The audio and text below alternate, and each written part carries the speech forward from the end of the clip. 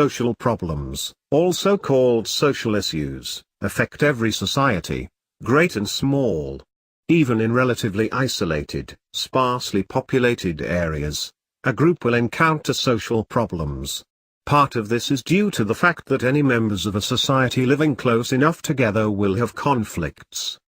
It's virtually impossible to avoid them, and even people who live together in the same house don't always get along seamlessly.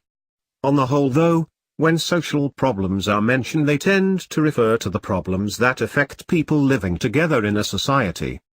The list of social problems is huge and not identical from area to area. In the US, some predominant social issues include the growing divide between rich and poor, domestic violence, unemployment, pollution, urban decay, racism and sexism, and many others. Sometimes social issues arise when people hold very different opinions about how to handle certain situations like unplanned pregnancy. While some people might view abortion as the solution to this problem, other members of the society remain strongly opposed to its use. In itself, strong disagreements on how to solve problems create divides in social groups. Other issues that may be considered social problems aren't that common in the US and other industrialized countries, but they are huge problems in developing ones. The issues of massive poverty, food shortages, lack of basic hygiene, spread of incurable diseases, ethnic cleansing, and lack of education inhibits the development of society. Moreover, these problems are related to each other and it can seem hard to address one without addressing all of them. It would be easy to assume that a social problem only affects the people whom it directly touches, but this is not the case.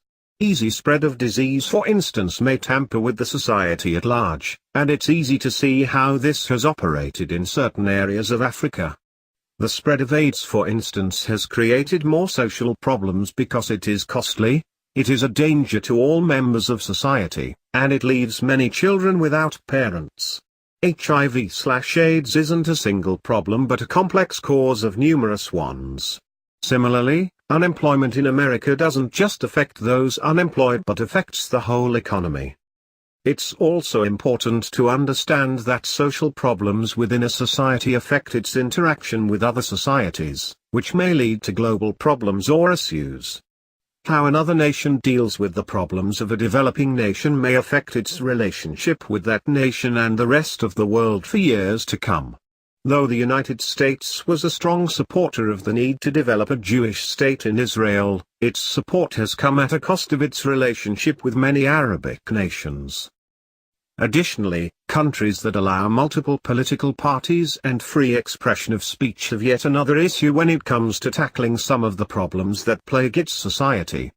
This is diversity of solutions, which may mean that the country cannot commit to a single way to solve an issue, because there are too many ideas operating on how to solve it. Any proposed solution to something that affects society is likely to make some people unhappy, and this discontent can promote discord. On the other hand, in countries where the government operates independently of the people and where free speech or exchange of ideas is discouraged, there may not be enough ideas to solve issues, and governments may persist in trying to solve them in wrong-headed or ineffective ways. The very nature of social problems suggests that society itself is a problem. No country has perfected a society where all are happy and where no problems exist.